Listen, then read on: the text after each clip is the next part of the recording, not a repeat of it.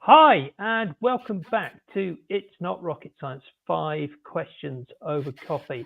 I am truly honored today to be in the presence of a real expert in their field, someone who's spent their dedicated their career to helping entrepreneurs raise capital and guiding investors to make smarter, more respectful and impactful investments. And that's Karen Rands, who brings with her over 20 years of experience in capital consultancy.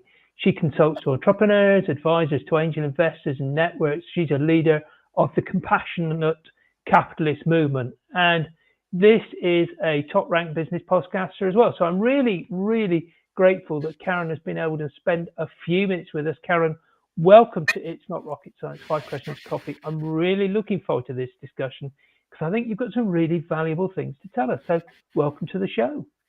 Thank you so very much, Stuart. And I have been, since we got reconnected on LinkedIn, looking at some of the podcasts and the different interviews that you've done. And it really are some true golden nuggets out there for entrepreneurs to be able to get in there and I love the way that you do it with just the 5 questions. So, you chop, we get to it and get good stuff going. We're only going to ask the 5 questions, but obviously, we are really interested. If anybody is watching on the live stream, they need to pop something in. Please post questions in the chat. We'd love to have it interactive. So, but let's start, Karen. Karen, talk to me a little bit about the sort of investor or entrepreneur you're trying to reach, the sort of person who needs the help that you can give them in order to guide them in the right direction towards the capital they need to raise. Okay, Stuart, so I saw that question before. You posed a little bit different. It's always a struggle for me because you have two sides of the coin, right? With entrepreneurs and investors and different problems. So one is strategic, change the world kind of thing with what I do with investors and bringing in this, to get confidence and competence in investing. But, there is a challenge, and part of the big reason why I do my podcast show itself is for those entrepreneurs out there.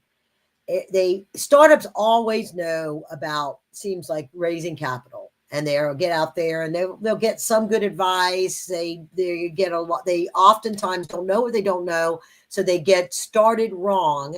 They get started with wrong perceptions of what it's going to take to raise capital and actually get to scaling their business. And as a result of this, you find both sides of that table, the angels and the entrepreneurs, find themselves in the same problem spot. And that problem spot is the fact that they raise an early round of capital. They are successful in getting to that point, but they underestimate how much capital they're going to need in order to fully go all the way to the end, to be able to get to a profitable exit, to be able to continue on their life cycle of growing. And by the time that they figure out that they need to go raise more capital, they oftentimes are now not attractive to the next round of potential capital people, like venture capitalists. They find out that they need more money than a bank is going to need. Let's say somebody raised, give you an example. They raise $1 million as a technology company, let's say, and they think that because of the way they calculated their numbers, that's going to be enough to get them into making $10 million in revenue. But in reality, they end up making $3 or $4 million in revenue with that. They might have a little bit of cash flow and some money that they keep putting back into their business to try to get it to grow. And they struggle with scaling because they really need another $5 to $10 million to become the $50 million or the $70 million company that they originally forecasted they would be when those angels put that $1 million in. So they look around and they go, wait, I'm wrong industry or too slow growth VCs. I'm not big enough for private equity funds. I need more money than a bank will give us. And I'm too big and stale. And I didn't do what I said I was going to do. So the angels aren't going to give me any more money. Where do I go? And the angels are looking at them going, this is what everybody knows about the 10 companies in a portfolio. I call the 3 in the middle of the Midlands. 3 go out of business. one does really well, 3 do pretty good that make up for the others, and the 3 just sort of putter along, the Midland companies. Well, those Midland companies have a great opportunity to be able to use some of the new programs available with the Jobs Act, like Reg A Plus, that's designed for growing companies to go out and raise up to $75 million in a year. It gives the angels an exit. It gives them access to capital to grow and eventually create a potential exit way into a NASDAQ small cap. So biggest problem, they don't know what it's going to take to get all the money, to get all the way. And they have no idea that there's a program out there like Reg A Plus that could solve the problem. And I think that's a really critical point that you've made there, Karen, which is so often people haven't thought through enough what they're going to do with the capital in order to be able to really properly scale, isn't it? That's one of the major issues. And it's an issue for an angel as well, because they're looking at the plan and going, well, they're asking me for this much, but I know they need more, but why aren't they asking for it? What is wrong that they haven't actually come to me with the right ask? And that gives angels and investors a problem as well, because they really want people to ask for the right amount. They don't need somebody coming back for 2, 3 different asks. It gives them all sorts of problems. We could talk about dilutions and things like that. But the fact of the matter is, an angel needs somebody to be on the ball and understand what they want to ask for as well, don't they? Yeah. And it's a sequence. You build value. It's really down to the numbers. I dig into the numbers deep, because then I know whether they have any idea what they're doing and if they're going to be successful at doing it. And I had a call earlier today. A guy was like, yeah, and if we just get 1% of this giant market, we'll be like whatever. And I said, and I laugh. I always have to laugh. It's like, do you understand that that's not the issue? It's how are you actually going to get your first 100 customers that pay you money? Not some euphemistic 1% of a big marketplace. There's 100 companies chasing after that 1%, so that is it's so understanding. We could probably spend a whole thing talking about financials and how they do the financials, but that really is the secret of their success, is understanding their marketplace, how they're going to generate revenue, what's going to cost them to do it, how much time and money is it going to take them to get to that point, so that, and then how much money do they need to get to that point, right? And if you not get over into this bogged down to this percentage thing, because if you get your shares at 25 cents a share, if that's what you're selling, when Amazon first started raising capital, they raised little, and then they go another round at 50, another round at $1, another round at $1.50, another round at $2. They're raising incremental money as their value went up, and they delivered on it. And if an investor says to an entrepreneur, okay, come back to me when you finish this round, or come back to me when you have those 100 customers, it's not because it's because they don't believe that entrepreneur has the ability to do it, and they don't want to shoot them in the foot. They just want to put a caveat out there, because if they believe that they had the ability to do it, wouldn't they want the stock at 25 cents and not $1 a share? It's because they don't think they're going to ever get there. That's why they say that. Yeah, absolutely. And it's in everybody's interest to get it right first time, isn't it? It's absolutely the right thing to do to get it right, because you then save yourself a whole load of trouble. We could talk for many hours about this, and I'm going to try and move it, because you also deal as well with angel investors and helping them to make the right sort of choices and to make the right sort of calls. So is there anything you sort of turn around and think about in terms of how you help investors as well to understand how they make their smart investments?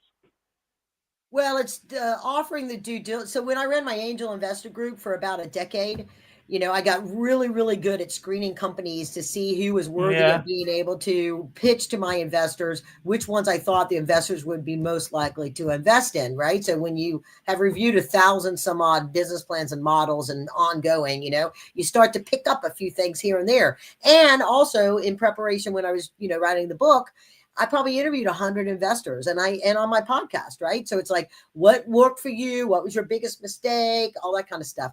And it kind of ties right back into what we were talking about. It's the red flags, right? I have a program. I take companies through an analysis and identify their red flags and give them a red light, green light, yellow light, whatever, to go forward to investors.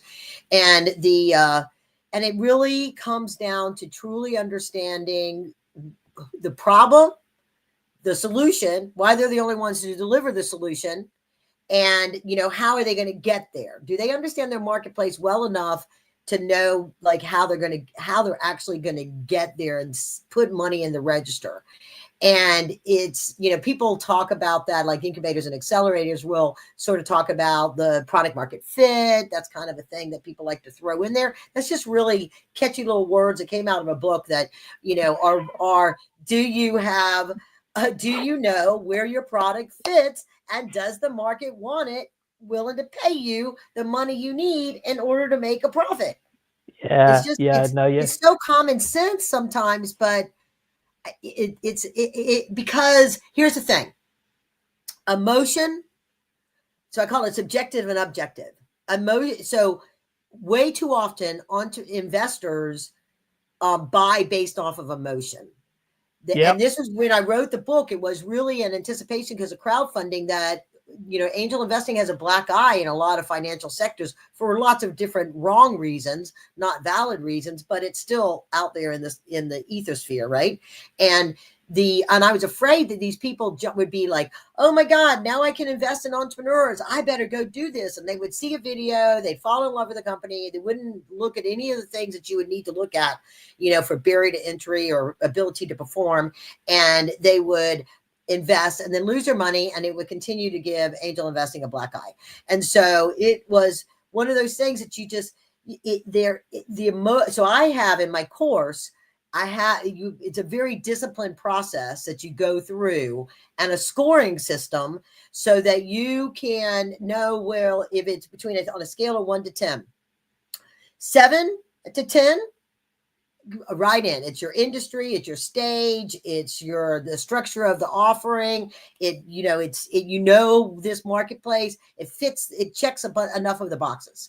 And then a 5 would be like, oh, it's not really perfect, but I just love this entrepreneur. I love what they're doing. So you consciously are making a decision that says, I know this is riskier. I might lose my money on this, but I'm willing to do it because I'm giving credit to my emotion of wanting to do this because it's going to feel good. Because one of the main reasons why I figured out why millionaires that have the ability to be an angel investor in this sector that is considered like so risky, right, is because of the good that they feel when they make an investment with their dollars, and they're having an impact not only to potentially change the world with the problem that company, that founder is solving, but they just like that founder. They want to see that founder be successful. So if they can balance it properly with objective reasons why this is a good investment with their emotional reasons why I just really like this and it makes me feel good, then hopefully they get a win-win. But they got to be conscious of that. If they're not conscious that they're making those choices, they will invest on emotion almost all. And I've done it. I have broken my own rules and invested on emotion that I'm still, 10 years later waiting for that return on investment. So, it is easy to go down on that slippery slope of doing that. But that's really, it's understanding and really thinking through common sense logic. Do they have what is necessary to succeed? Yeah, brilliant. Sipping my coffee. Karen, I mean, we've just started the talking about this. So and you've started explaining a little bit about how investors and business people sort of end up in these situations. I mean, what are the problems that you've seen some of these investors, some of these business people get into before they come across somebody like you, and what is it that you see them do that you can sort of try and help them sort of steer away from those problems before we even get there? So we touched on it a little bit with valuation. Valuation is one of those that I think they oftentimes can make mistakes, and then they come into me and they're struggling with raising capital. I'm sort of like the fixer when it comes to entrepreneurs. A lot of times they're like, "Oh, I don't know where to go. Karen, can you help?" And then I'll look at their stuff and I go, "This is why you're having a problem raising capital." And then hopefully they haven't spent too much money with the wrong people at that point in time, so that they can fix themselves to get fixed. So they have their odds of being able to raise the capital increases. But if there used to be a pretty steady rule of thumb that if you were an idea stage, you might be $1 million valuation, right? And then once you got past that and you had an MVP and you kind of had some market validation, you might be able to go to 5 million. And then based off of actual forecasts, you would do some sort of like a net present value of a higher valuation, but you would be raising money along the ways. And that's when convertible notes and safes became all the rage, because it got out of that conversation of what are you, $1 million or $5 million company in the beginning, and it would just convert or give you some kind of sweetener for putting money in now for when an institutional round that set the valuation happened. And so I think that's probably one of the areas. And entrepreneurs will be like, oh, if I'm 1% of the marketplace, I'm going to have $100 million business in 5 years. Therefore, I'm a $75 million valuation.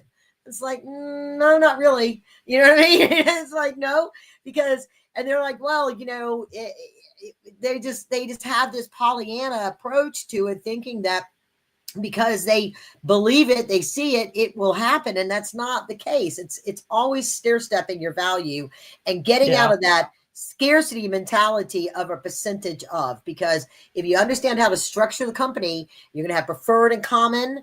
So common are the voters, preferred gets the first. VCs all want that because that's the first right of the technology if something happens, right? And you can, and also once you get there, board of directors are the ones that actually make most of the operational decisions of things. And so you set up from the beginning that you're going to have your core executive as 3 people on the board, and then you give 2 seats up, but you put in your stockholders agreement and in your corporation formation that at a certain amount of revenue or a certain amount of capital raise, you add 2 more seats. So you keep control of your company through the structure of it and how you go about raising that capital without having to feel like, oh my God, I've got to have 51% of a $75 million company, when you will never raise the capital on that valuation. Because just real quick, the reason why is investors think this, and I learned this from some of my key investors. When I'd say, well, how come you didn't like that? I love that company. What do you mean? And they were like, their valuation is too high. I'll never make my money. How do you mean? Well, if they came in at, let's say, 25 million, well, that means that in order to get the typical minimum 5 times the investment, they have to have a revenue number and stuff and such that they will sell for 100 million, 5 times that valuation. And if they raise any more capital, that valuation continues to go up. And it's like they can't get to where they can get an exit. That's why you see all of these unicorns imploding, because they're not really that value. It's just the money that got put in. Yeah. Karen, we've talked a lot about some of the valuable advice. Is there a valuable piece of advice, a free offer that you have? And this will go in the notes, but just describe it. I'll make sure this goes into this vault that we have, where all of our free stuff is available. But is there a free piece of advice, an offer you're going to sort of present people here that we could put into the vault for them? Okay, so I'm going to three things, right? So the pure free thing is I have an ebook. It's called 12 Secrets of Innovation. That is me explaining there's 47 inside secrets in the book, Inside Secrets to Angel Investing. And so I explain 12 of them to an investor and an entrepreneur perspective. And that's, a pretty short one. I'll put that, I'll give that link will be in with your free stuff. And then I do offer up a free initial 20-minute kind of get to know you, give you some little snippets of stuff. Happy to talk to people, give them some quick feedback. They can then sign up for a full hour if they want. And then the thing is, on my YouTube channel, this is the resource, is that I've been making these webinars and talking about how to raise capital and what do you need to do in great detail, interviewing lots of different people about that. And they're all on there on video.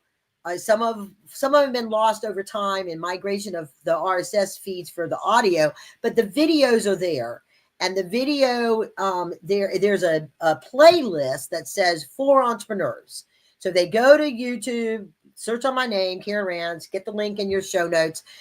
They can go to the playlist for entrepreneurs, and there's a lot of content there that they can just at their leisure learn and digest and, submit questions or whatever. And that is a fabulous resource. And I have gone on, looked and had a look at that. And I will make sure that link is, you go to free stuff, go to Systemize, that's systemize.me/free stuff, free stuff, that is. You will go to that link. You can then click on the stuff that Karen has just said, and we'll make sure that those links are all working, and you can go and get that from. And that resource that you talked about, those videos, they are really, really interesting. And you have spoken to some very, very interesting people, Karen. So I really encourage people to go look at that one. Let's just understand a little bit about more about you as a person. That can. Was there a particular book, a course, anything that brought you to the vast knowledge you've got now about how to become a revenue or a capital raising machine, the sort of person that does that, but also the way that you're helping to become the compassionate capitalist? So I would say it's an oldie, but it changed the way I reference it a lot in my book itself. And that would be thinking, Robert Kiyosaki's cash flow quadrant, which was the subsequent to Rich Dad Poor Dad, right? His first book was Rich Dad Poor Dad. Yeah. And I read that long time when I was still an employee at IBM, but it was the whole idea of the white quadrant versus the left quadrant, and how you go from being trading hours for dollars to becoming a successful business owner that could run a business without being there, and it made them money, and then taking that money and putting it into other investments. That was profoundly changed I didn't know about angel investing out there. One of the real ironic things out there, Stuart, and it took me, I did not unpack this until probably like just a few years ago, even though I've been working with angels and entrepreneurs for a long time. I had never heard the term angel investing. And in IBM, I was like a person that packaged companies up to go get venture capital and come back and spend it with IBM and get our capital money. But I had never heard the term angel investing until I left IBM to help one of my clients raise capital in the middle of the dot-com bomb, mind you. That's my own little bubble that I was in. And I got invited to this angel group. And I tell them my story that it was like I was walking into a secret society where the people in this room, because we had to close doors back then, you couldn't general solicit, were picking and choosing who was going to be the next big thing because they put their money into it, right? And then it was that piece of it, and why more people didn't know about angel investing, particularly when crowdfunding happened. And then the second piece of it was this perception that if those 20 people in that room picked one company, the other two weren't worthy. Well, no, going through my process, you might review 6 companies, pick 3 that you think are the best for your particular audience. Doesn't mean those other 3 aren't good. And the one that they pick doesn't mean the other 2 aren't fundable. It's just, that's the scarcity of capital, right? So that was that was the book that really set me on a journey of thinking different about money and looking at, brilliant. How you put money to work for yourself. That one. And then, there's been, when I'm first learning about angel investing, there wasn't any book out there about it. I was one of, the guy that was starting New York Angels, he wrote his book a little bit before me, but it was really about how angel groups should do. And then there was Jason Kalkanis's book came out at the same time mine. It's really about his own personal experiences. But I wrote my book because people were coming to me saying, hey, Karen, how do I learn how to be an angel investor? I've got clients that want to be an angel investor and they don't know how to be an angel investor, and I can't advise them. I work for Merrill Lynch. I'm not allowed to talk to them about that. So where can I send them? And so all the entrepreneur books I read about how to raise capital and all the sessions I had gone to, like people talking about their experience, I started reverse engineering it to be what should investors look for in companies and how to be a good investor. And that's where I, wrote my book to be the step-by-step guide for how to go about should you, would you, could you be an angel investor. And Karen, you are now an absolute an expert on this. This is a valuable resource because there are people who want to get into this but just don't understand the value of increasing their capital by putting it into the right place safely and in a sensible way. And thank you for being that resource. We're kind of coming up to towards the end of this, and I want to give you the opportunity of sort of telling me the question that I should have asked, which I have not yet done. So, is there a question I haven't yet asked? And if there is, please tell me, what is it you would have liked me to have asked? And obviously, when you ask that question, you're going to have to answer it because I know the answer.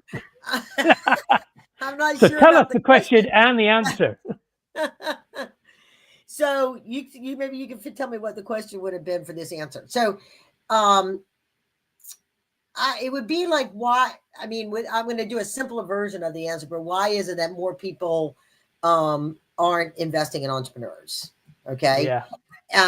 Because they should. So the U.S. Treasury and the SEC commissioned a report last year, and their findings were pretty much the same: lack of awareness, lack of tools, and lack of education. Right. So that's my trifecta. I'm solving that. But I also think that we have a deep-rooted, sort of like very deep roots in our American psyche that says to be financially successful, to be financially independent, you need to be a successful entrepreneur. And the reality is that not everybody's cut out to be a successful entrepreneur. If you're doing a market participant, you're opening up another restaurant, you're opening up another thing that other people do, then you've got a whole different set of challenges and competition to deal with. If you're being a market maker where you're creating a solution that nobody's done before, or it's a one-off, or wedging into an existing marketplace, that's a whole other set of things, right?